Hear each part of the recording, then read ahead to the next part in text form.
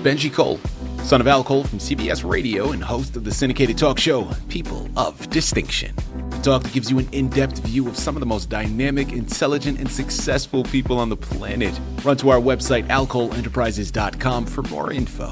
Email me through benji@alcoleenterprises.com if you'd like to get involved with what we have going. And as always, please continue to like and follow our broadcasts. People of Distinction is internationally syndicated solely due to the love and support that you all continue to give. We're available across all major distributors, and as long as you keep following, we're going to continue to put out the content.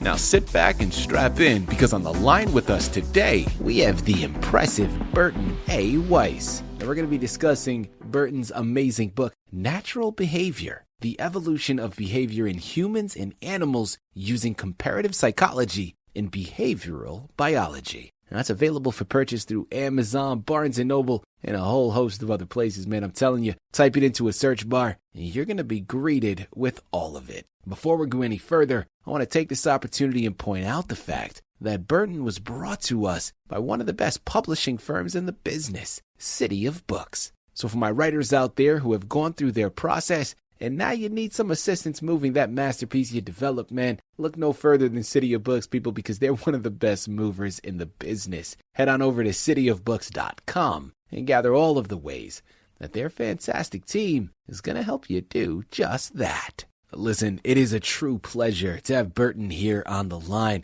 People, from the first stirrings of single-celled organisms to the complex societies of modern humans, behavior has been evolution's silent architect, right? But in his book, Natural Behavior, man, it is going to shatter our worldview. You see, because it reveals how the same primal forces shape both animal instincts and human civilization. Man, we are going to dive into it today. I'm looking forward to this discussion with groundbreaking insights into Neanderthal interactions, brain evolution.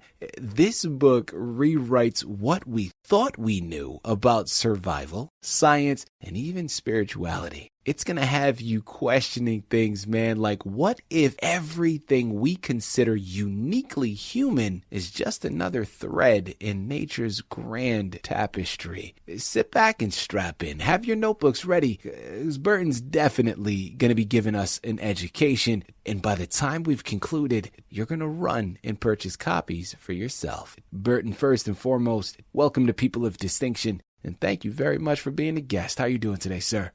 I'm fine. Thank you for having me. Of course. Burton, listen, man, we're looking forward to this discussion. I think you make some pretty profound statements in this book, and it's something that I am very intrigued by, and I know my listening audience is as well. Let's start off at the ground floor, though. Tell us a little bit more about yourself and your background.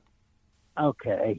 I grew up in northern New Jersey, and I went to school at Princeton. I got a bachelor's degree, a master's, and a PhD, all from Princeton, all in psychology. And then I taught at the University of South Florida in Tampa for a few years, and then the University of Massachusetts in Boston for a few years, and then Drexel University in Philadelphia for over 30 years. And I retired from Drexel, and I wrote the book. And then I taught a course based on the book at Stockton University in New Jersey, down by Atlantic City. That's my technical background. I also was a licensed psychologist in Pennsylvania. That's probably enough about me. I've been busy teaching for 50 years, so I have a lot of experience. You got a lot of experience, man. You got a lot of experience. You got a lot of knowledge that you're able to give off. Let's go into the book now, man. Give us a brief synopsis of your book, Natural Behavior, before I start to go into some of the deeper questions here. Okay. It traces the evolution of behavior from starting with single cells and how they can modify their behavior. People don't like the idea of learning in single cells, but they do. So I called it modification of behavior to get around that. But they do. They learn how to escape from things like glass tubes. But anyway, start with single cells and work my way all the way up through everything. It's a human perspective to say all the way up, because we think ourselves Neanderthals at the top, and it goes to people. And I emphasize the fact that most people understand that evolution goes by structure. But the reality is, genes determine structure, but the environment knows nothing about genes. It's not conscious.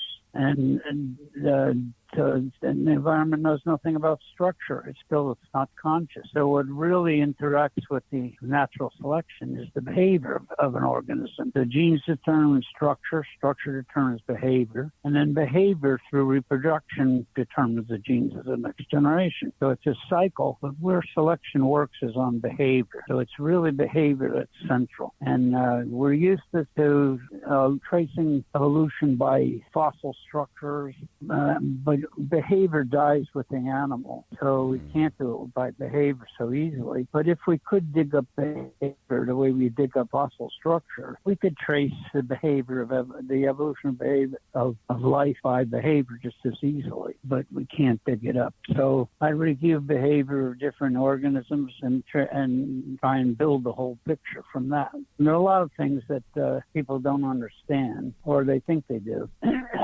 For example, with humans, we think that our large brain is what enabled us to use tools. But in reality, it was the other way around, because many animals, their mouth is their fundamental weapon. But when humans first started using their hands, like throwing rocks or using sticks to hit things, that relieved the selection pressure for the big face. And then making better and better tools drove the evolution of a large brain. And it was a trade-off. We lost a large face. We lost fewer and fewer teeth, and the face got flatter and flatter, and the head got bigger and bigger to encompass the evolving brain. But now you might say, why do you have to have a trade-off? Well, because the head of the fetus has to go through the female pelvis at birth. Mm-hmm. And it can't just get bigger and bigger, because the pelvis would have to get bigger and bigger. Female pelvis already a little bit bigger, and that affects running. And the early people had to run, had to be able to run. So there had to be the trade-off in order for the whole pack to be able to run. And that's why we lost the face and got the big head. But it was tools that drove that evolution, not the other way around. So, Burton, I want to go back to something you were talking about a minute ago, and I think it's really interesting, right? Because if behavior drives evolution, what modern human behaviors might be steering our species' future in surprising ways, would you say? Well, it's not that easy to tell when you're in the middle of things, but and people don't even realize that the evolution is continuing. For example, what I just said about the face being shrinking, it's still going on, because many people are born without wisdom teeth, and some other people have only impacted wisdom teeth. So that means the face is still shrinking. So the head is still getting bigger. The brain case is still getting bigger, and that's going on right now. In terms of our behavior, if we're productive and we'll have a great population. In some areas we're overpopulating, but we're doing very well in the world, and we're unfortunately destroying a lot of other things. But of course, what's looming over us is nuclear war. That would be the end of it. Okay, well, so let's go back to another thing that you said previously when you're talking about human beings and the egos that we carry, which, man, we could have a whole discussion just on that. All right, and I'm glad you brought it up here, Burton, because you mentioned the egocentric view of humanity. Well, in your opinion, what is the most humbling behavioral parallel between humans and animals that people just resist acknowledging? Well, what I meant by egocentric was that people historically saw ourselves as the center of the universe, with everything revolving around us. Yeah. And little by little, scientific discovery has moved that away. So we're now at the point where we realize so far we're only one, we live on only one planet in an enormous universe. And we don't even know if life evolved anywhere else. We're trying to find out, but we don't know for sure. So, it's possible this is the only planet with life, but there's so many planets it's probably not likely. But so far we have no knowledge of any other life. So this is all our world. And that's what we have to go with. Now, in terms of human ego, we started out as small pack animals, and we existed in a pack, and we needed the pack for defense. A lone primate is a dead animal. Predator will pick them off. So we needed the pack. And now that pack behavior carries on today. We identify with packs. We identify, for instance, with, say, our state, and our country and things like that, we strongly identify. You look at sports competition and how much people identify with their particular team, and that's part of the pack identity. Now, in the United States, we have so many different sports that we don't get that great, but in some countries, soccer is the only sport, and people get killed over a soccer match. So it shows you how strongly people identify with their pack. Burton, throughout this journey, and listen, your decades of knowledge and research that you've conducted yourself, how has studying evolution changed how you view your own behaviors or biases or even beliefs? Well, the book is really from a scientific standpoint. It's not meant to usurp anybody's personal beliefs, but it shows how we came about and how, the things that we did that brought us into this world and how we had such a successful evolution. But, there are other animals that also have high intelligence. For example, the octopus is a very smart animal, and it demonstrates that in the course of evolution, 3 features have to evolve to get good behavior, intelligence. One of them is a good nervous system, and for example, the octopus has a big brain. And 2 is good senses, and the octopus has good sense of touch. It has good vision, very good vision, And the third thing is dexterity, and the octopus has that with 8 tentacles and a suction grip, which is even more powerful underwater. And so the octopus is a very intelligent animal. Now, why didn't it develop a civilization like humans did? The answer is that you need culture. And culture is something each generation contributes a little bit more to the next and it passes it on to the next generation. Well, octopi don't live that long, and they don't live long enough to develop a culture. They don't have enough generational and intergenerational contact, and so they don't pass anything on. They don't have a culture, and that's why they never developed an advanced civilization, even though they're smart. Looking towards the future now, as we are on the precipice of a new age, right? The digital age is upon us, has been here already, but it is definitely transforming our world day by day. And we can only imagine where we're going to be 20, 30, or even 50 years from now, given how fast technology is developing. Well, as we engineer AI and are clearly just altering ecosystems, are we unconsciously selecting for new behaviors in ourselves and other species? And how do you see this changing our species moving forward?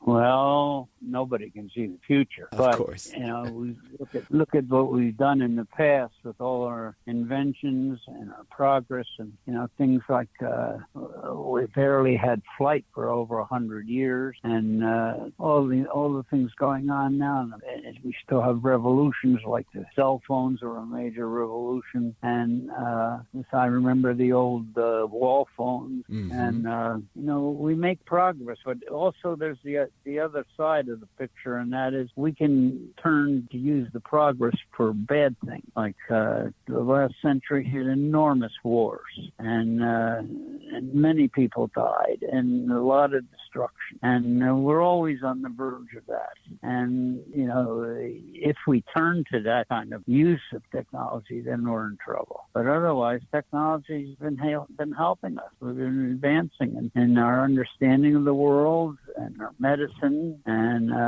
even art advances when we develop new materials. Like the famous artists of the past, they had oil paint. Now modern artists have acrylic paint and other materials.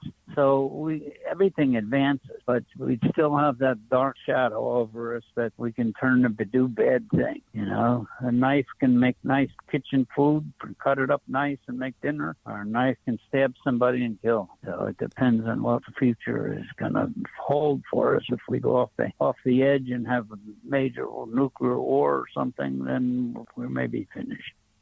Yeah, I mean, it is Well, like you said, right? Obviously, nobody can predict the future. And a lot of tools that we currently have can be, depending on how they're utilized, be very beneficial or detrimental to our overall health, our well-being, and our progression as a society. And I think that it is an interesting concept here and one to ponder. Like you said, nobody can predict the future. So at this point, it is solely discussions. But I believe that there is a lot of power in those discussions to really be mindful of where we are, where we're potentially heading, and how that can be used, man. Your book is the precipice of so much, Burton. I love what we're discussing here. As we close out, my final question for you, we have discussed a lot of information, but is there anything else you would like to let our listening audience know before we let you go?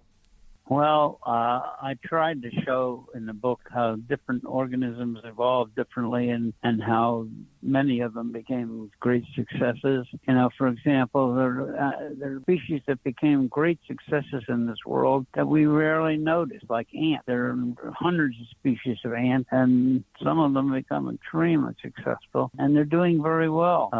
We barely ever notice them. And there are other species that are like birds, are spectacular for us, but they're not doing so well because we're destroying their habitat. So it depends on what's happening in the world. People say that there was a meteor that hit the earth and destroyed all the dinosaurs. But other researchers show that the dinosaurs are on their way up before the meteor hit. So because the world was heating up with volcanic activity. So the environment can change and previously successful evolution can become a dead end. But so far humans have proved to be very, very adaptable. We make our own environment to a large extent, except in certain areas of the world that are not so developed, it's not so good, and they may not do well. And then the main thing that eliminates people is disease and war. And recently we've been able to avoid major war, but not major diseases. We just had a big epidemic, so we don't know really what's going to happen. But we have to roll with the punch and manage in the world as best we can. People, remember, the book is called Natural Behavior, The Evolution of Behavior in Humans and Animals Using Comparative Psychology and Behavioral Biology. I'm telling you, this book is packed with education, man. It is an entertaining read. It is going to help shift your perception and teach you a thing or two. But like I closed out with in the previous question, in terms of looking towards the future, it is going to help showcase so much. This book challenges human exceptionalism, showing how our brains, our cultures, and even conflicts followed nature's universal rules. It is something that offers fresh insights into topics. Yeah, in the past, there were several species of humans, and when Cro-Magnon came across Neanderthal and Denisovians, people thought that Cro-Magnon just killed them off. But that may not be the case because they lived together for a long time, and they actually intermarried because we have Neanderthal genes, some of our genes, because we absorbed them from mating with Neanderthal. So it may be that what happened was Cro-Magnon had a bigger population and absorbed these other people, that they didn't disappear. They're us. And we have some features based on the genes we have that are still Neanderthal and still Denisovian. We don't know so much about Denisovian. They're a new discovery. But anyway, Neanderthal was mid-1800s, and we know a lot more about them. But they may have just been reabsorbed into the Cro-Magnon population because we did mate with them, and we are carrying their genes. That is incredible. People, I'm telling you, man, head on over to Amazon, Barnes & Noble, pick up your copies of this magnificent book today. The education just continues. This is a book that is perfect for science lovers, but for so many others. I mean, it transforms how we see ourselves within the tapestry of life. You know where to go. Pick up your copies today and embark upon this amazing journey. Burton, this has been a true pleasure, man, an absolute delight. Thank you once again for being a guest on People of Distinction. Well, thank you. I enjoyed talking with you.